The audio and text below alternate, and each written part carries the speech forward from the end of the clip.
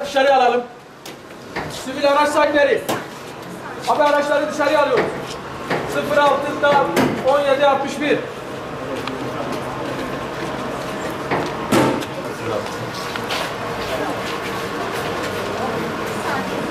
Nerede? Şurası yer.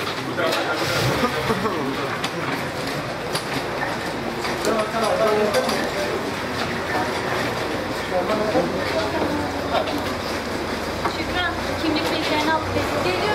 Pasaport listeli de çıkar. Veriyor musun? Evet. Öne geçelim.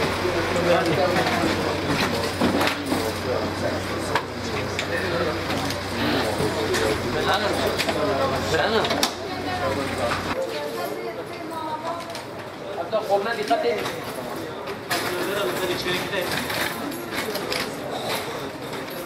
Zeki, abo. Ha tamam, şu böyle. Zeki. Tamam. Şükür, ha falan. Zeki. Yok, ha. O şükür, dua şükür, şükür koyar arım.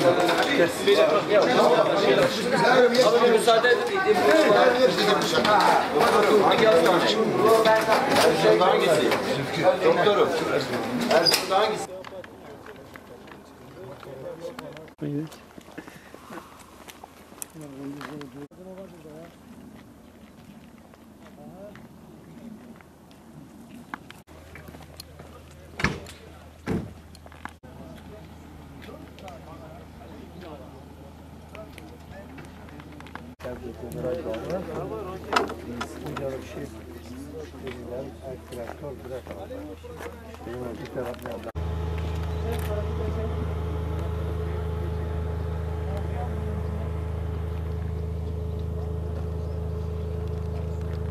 Ağaç yeşildi ya. Yemyeşil. Tut ağacı.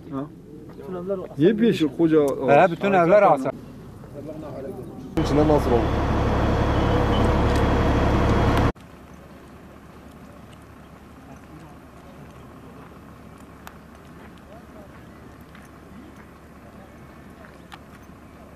Abi mecbur oradan gidilmez.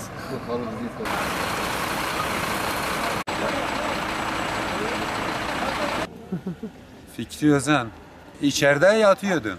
Evet. Büyük bir patlama sesiyle uyandım. Bir baktım topraklar, pencereler, kapılar hepsi evin içinde. Ben önce deprem zannettim. Çocukları aldım, dışarı fırladım. Bir baktım aşağı yanıyor, bir baktım yukarı yanıyor. Ondan sonra baktım dedim bu deprem değil. Dedim bu patlamadır ama nedir? Bir baktım burada sesler, ağlamalar, kurtarın bizi. Ondan sonra bir geldim millet hep çıplak geliyor. Ondan sonra patlamalar başladı. Ondan sonra bunu gördüm başka bir şey. Yaraları valla baktık elbise üstündeydi elbiselerini yırttık ondan sonra şey yaptık. Üstünde elbiselerini aldık. Çoktular yani yaralı. Tahminen 40 kişi falan vardı.